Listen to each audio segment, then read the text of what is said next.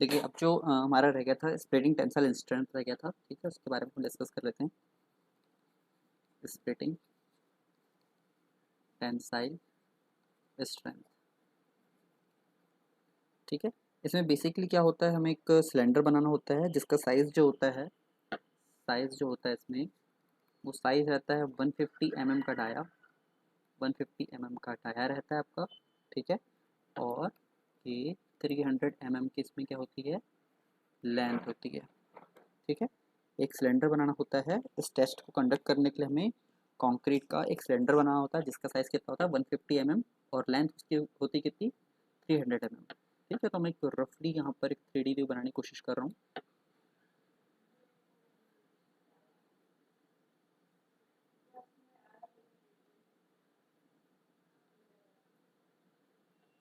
ठीक है, इस प्रकार का सिलेंडर रहेगा आपका, ठीक है, जिसका जो डाया है वो है 150 mm, और जिसकी लेंथ है वो होगी हमारी 300 mm, ठीक है। ये सिलेंडर बनता है हमारा। अब इसमें क्या हो किया जाता है, मैं इसमें जो टेस्ट होगा, टेस्ट के बारे में ज़्यादा डिस्कस नहीं कर रहा हूँ यहाँ पर, क्योंकि आप लोग कॉन्क्रीट टेक्नोलॉजी में ऑलरेडी इसे पढ़ेंगे। तो इसमें क्या किया जाता है, इससे जो हमारी CTM मशीन रहती है, कंप्रेसर टेस्टिंग मशीन जो रहती है, ठीक है, जैसे आपने कंप्रेसर टेस्टिंग मशीन में जो CTM मशीन में डाला था, वैसे ही इसे हमें क्या करना होता है, CTM मशीन में डालना होता है, ठीक है। CTM मशीन में जब हम इसे लगाते हैं, ठीक है, तो इसका हमें इस प्रकार से एक फेस देखने को मिलता है, और यहाँ पर हमें या तो हम प्लाई का सहारा लेते हैं या कोई भी हार्ड मटेरियल को अपन इस प्रकार से फिक्स करते हैं, ताकि प्रॉपर सरफेस एरिया मिले। पूरा सर्कुलर है, ठीक है, सर्कुलर प्रॉपर नहीं बन पा रहा है मुझसे ये, लेकिन सर्कुलर है। और डाया कितना है इसका 150 mm, ठीक है, 150 है उसका डाया है। अब यहाँ पर क्या होता है, जो हमारा CTM मशीन है ना, कंप्रेसर टेस्टिंग मशीन जो रहती है, वो क्या करती है, इसे कंप्रेस करेगी। वो क्या करेगी, इसे कंप्रेस करती है। CTM मशीन क्या करेगी, इसे कंप्रेस करती है, ठीक है, कंप्रेस करती है, जिसके कारण क्या होता है, इसमें इसमें परिवर्तन आने लग जाता है, ठीक है। एक इसका जो शेप है, मैं आपको थोड़ा सा, पहले मान के चलिए इस प्रकार का था, ठीक है, लोड लगने से पहले ये इस प्रकार का था, ठीक है, लोड लगने से पहले ये सर्कल फॉर्म में था, ठीक है। बट जैसे इस पे लोड अप्लाई किया जाता है, जैसे इस पे लोड अप्लाई किया जाता है, तो लोड अप्लाई होने के कारण क्या होगा, यहाँ से ये कंप्रेस होगा, और यहाँ से भी क्या होगा, कंप्रेस होगा, ऊपर और नीचे से क्या होगा, कंप्रेस होगा।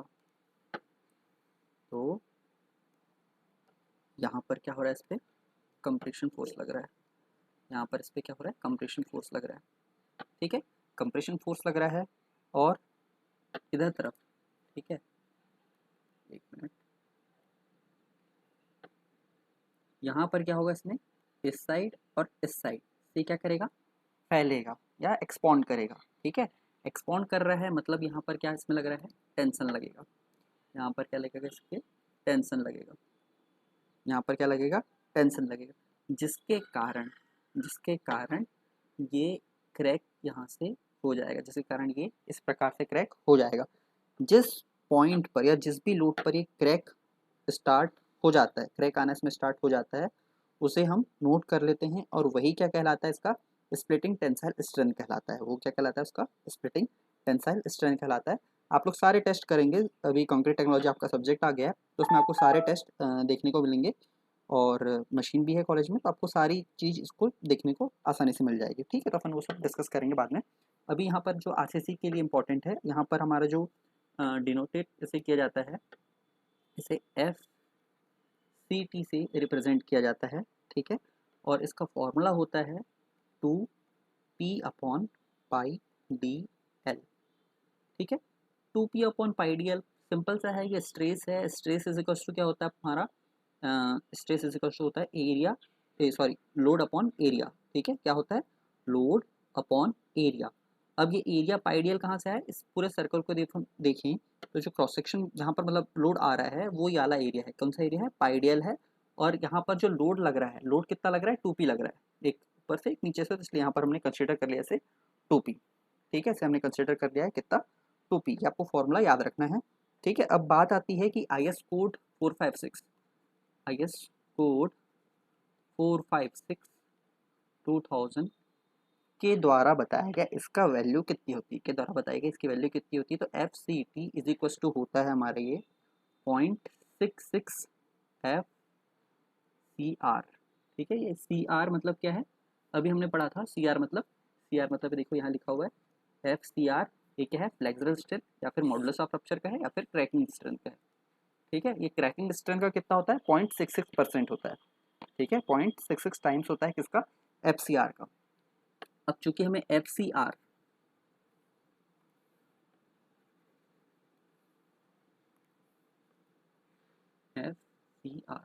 चूंकि हमें ये पता है, चूंकि F C R is equal to कितना होता है, एफ सी आर हमने अभी देखा हुआ है, वो होता है हमारा 0.7 under root of F C के। इसीलिए जो हमारा एफ सी टी होगा, एफ सी टी मतलब स्प्लिटिंग टेंसाइल स्ट्रेंथ जो होगा वो कितना होगा हमारा यहाँ पर, वो हो जाएगा 0.66 इंटू 0.7 इंटू एफ सी के। ठीक है, जो कि बराबर हो जाएगा F C T is equal to, ये हमारा आ जाएगी इसकी value 0.462 root of F C के। ठीक है, ये आपको वैल्यू याद रखनी है, किसकी वैल्यू है ये हमारी splitting tensile strength of concrete. ठीक है, ये वैल्यू आपको याद रखनी है, आपका एमसीक्यू में पूछा जाता है। अब बात आती है कि ग्रेड ऑफ स्टील की। ठीक है, ग्रेड ऑफ स्टील बताने से पहले मैं आपको ये बोलूँगा कि आपको जो मैंने वीडियो में स्ट्रेस स्ट्रेन कर्व जो बताया था, ठीक है, मॉस में आपको जो स्ट्रेस स्ट्रेन कर्व जो बताया था वो आप पहले एक बार देख लेंगे। ठीक है, वो आप एक बार पढ़ लीजिएगा उसे। ठीक है, उसके बाद आपको यहाँ पर मैं इसके बारे में डिस्कस करता हूँ। ठीक है, तो मैं एक बार थोड़ा शॉर्ट में यहाँ पर आपको डिटेल दे दूँ।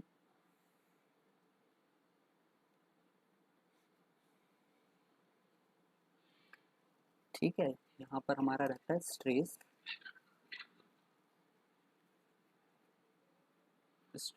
और यहाँ पर रहेगा हमारा स्ट्रेन। ठीक है, अब सबसे पहले क्या होता है हमारा, ये स्ट्रेट जाता है बिल्कुल। ठीक है, इसमें मतलब कोई भी किसी प्रकार का स्लोप नहीं रहता है, इसमें किसी प्रकार का मतलब स्लोप में परिवर्तन नहीं आता, यूनिफॉर्म स्लोप मिलेगा हमें। ठीक है, यहाँ पर हमें यूनिफॉर्म स्लोप मिलता है पॉइंट ए तक के, ये मैंने बताया हुआ है सारा। ठीक है, अब इसके बाद क्या होता है, थोड़ा सा वेरिएशन आता है बी पॉइंट पर। क्या लिमिट है, किसका बारे में क्या बात कर रहे हैं, मैं इसमें थोड़ा सा यहाँ डिस्कस नहीं करूँगा ताकि आप लोग खुद थोड़ा सा इसे पढ़े। ठीक है, ए से बी में थोड़ा सा स्लाइटली हमें कर देखने को मिलता है। ठीक है, देन उसके बाद जैसे बी से सी में जाते हैं, देन जैसे हम बी से सी में जाते हैं, ये कुछ एक मिनट रुकिए, थोड़ा सा कुछ ज़्यादा ही स्लोप हो गया यहाँ पर। यहाँ से मैं बी दे देता हूँ, इसे सी दे देता हूँ।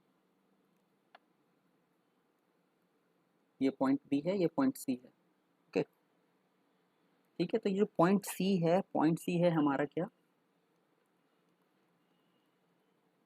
अपर एल्ड पॉइंट। ठीक है, limit of proportionality, elastic limit, then फिर अपर एल्ड पॉइंट, देन हमारा क्या आएगा, लोअर एल्ड पॉइंट,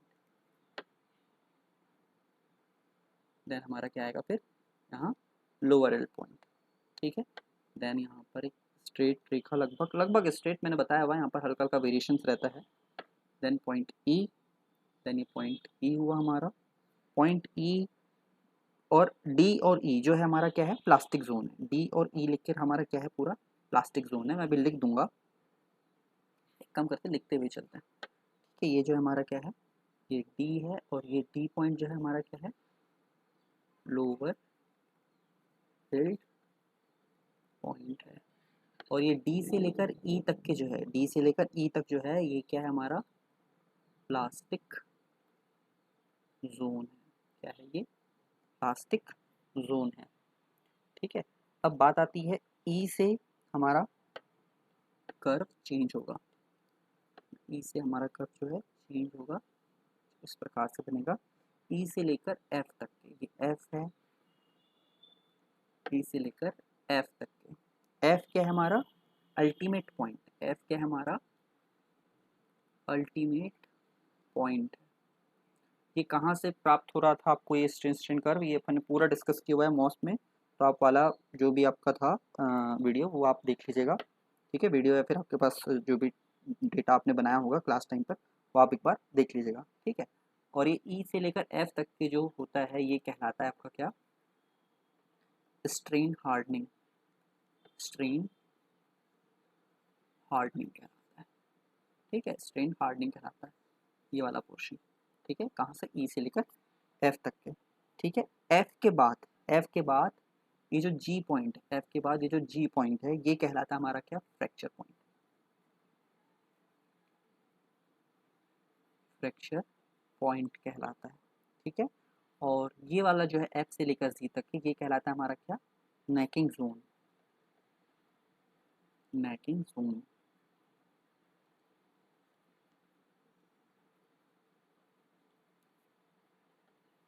ठीक है। तो ये सारी चीजें हैं इसमें, है ना। बी आपका क्या है, बी आपका इलास्टिक पॉइंट है, मैं लिख दे रहा हूँ यहाँ पर, आप लोग तो मेहनत करोगे नहीं, मैं यहाँ लिख ही दे रहा हूँ। ये आपका इलास्टिक पॉइंट, और आपका जो ओ से ए तक है ना, ये ओ से ए तक है वो क्या, आपकी प्रोपोर्शनल लिमिट,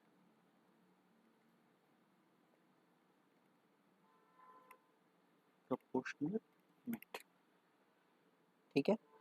अब देखिए आपने आपको ये पता है, आपने ये देखा होगा कि जो आपका स्ट्रेस है वो प्रोपोर्शनल होता है किसके, स्ट्रेन के, डायरेक्टली प्रोपोर्शनल होता है किसके, स्ट्रेन के, है ना। तो यहाँ पर यंग्स मॉडुलस आता है, ये सारी चीज़ें पड़ी हुई है।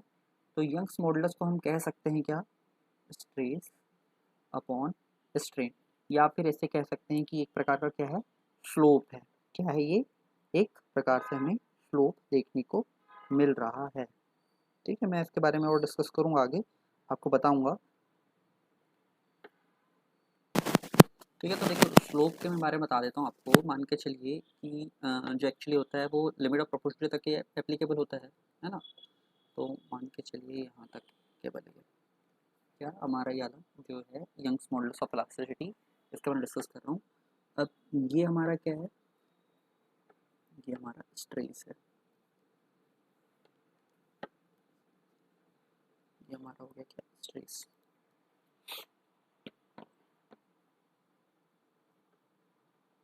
ठीक है। ये हो गया हमारा स्ट्रेस, और ये जो है पोर्शन ये वाला है स्ट्रेन, ये हमारा क्या है, स्ट्रेन है।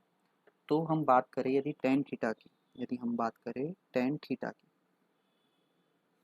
टेन थीटा की, तो टेन थीटा होगा हमारा क्या, जो हमारा perpendicular upon base, perpendicular upon base, perpendicular upon base, ठीक है। मतलब stress upon strain, stress upon strain, that is क्या है, ये स्लोप है, ये क्या है हमारा, स्लोप है, ठीक है।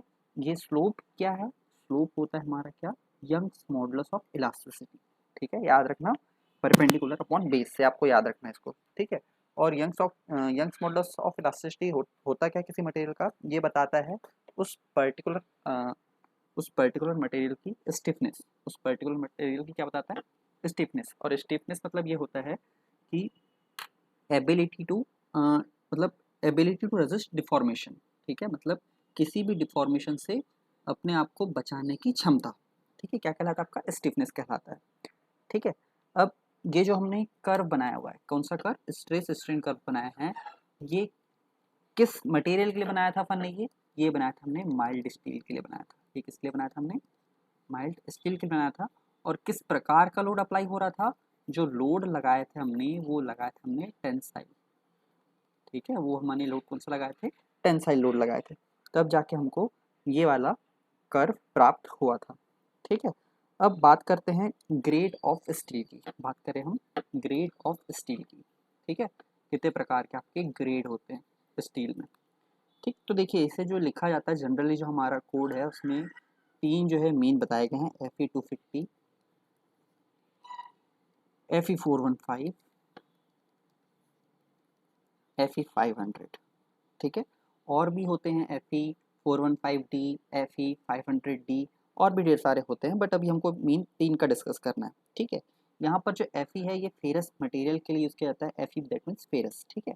एफ ई मतलब यहाँ पर फेरस से मतलब होता है, ठीक है। ठीक है, यहाँ जो एफ ई है मैं यहाँ लिख दे रहा हूँ, जो एफ ई है वो उपयोग वो उपयोग किया जाता है हमारा फेरस मटेरियल इंडिकेट करने के लिए, ठीक है। एफ ई क्या बताता है, फेरस मटेरियल बताता है। अब ये जो लिखे हुए हैं 250, 415, 500, ये सारे क्या है हमारे कैरेक्टरिस्टिक स्ट्रेंथ, ठीक है। इसे ही कैरेक्टरिस्टिक स्ट्रेंथ को डिनोट हम किससे करते हैं, एफ वाई से डिनोट करते हैं, ठीक है। F Y is equal to 250 newton per M M square कहे, या फिर F Y is equal to 415 newton per M M square कहें, या फिर F Y is equal to 500 newton per M M square कहें। ये सारे के सारे क्या हमारे कैरेक्टरिस्टिक स्ट्रेंथ होते हैं, ठीक है। अब कैरेक्टरिस्टिक स्ट्रेंथ होने के साथ साथ हम इसे क्या कहते हैं, ये हमारे कहलाते हैं इल्ड स्ट्रेंथ। क्या कहलाता है ये, इल्ड स्ट्रेंथ कहलाता है, ठीक है। इल्ड स्ट्रेंथ कहलाता है। अब बात आती है इल्ड स्ट्रेंथ, आपको भी मैंने थोड़ी देर पहले बताया है कि इल्ड स्ट्रेंथ कितने टाइप की होती है, दो टाइप की होती है, अपर और एक लोअर। तो ये किस टाइप की लोअर, ये किस टाइप की इल्ड स्ट्रेंथ होगी, ये जो होती है ये लोअर इल्ड स्ट्रेंथ होती है। ये क्या होती है, लोअर इल्ड स्ट्रेंथ होती है ना। मैं यहाँ लिख दे रहा हूँ, जो 250 है कैरेक्टरिस्टिक स्ट्रेंथ तो है ही है, साथ ही साथ क्या है, ये हमारी इल्ड स्ट्रेंथ है, इल्ड स्ट्रेंथ है।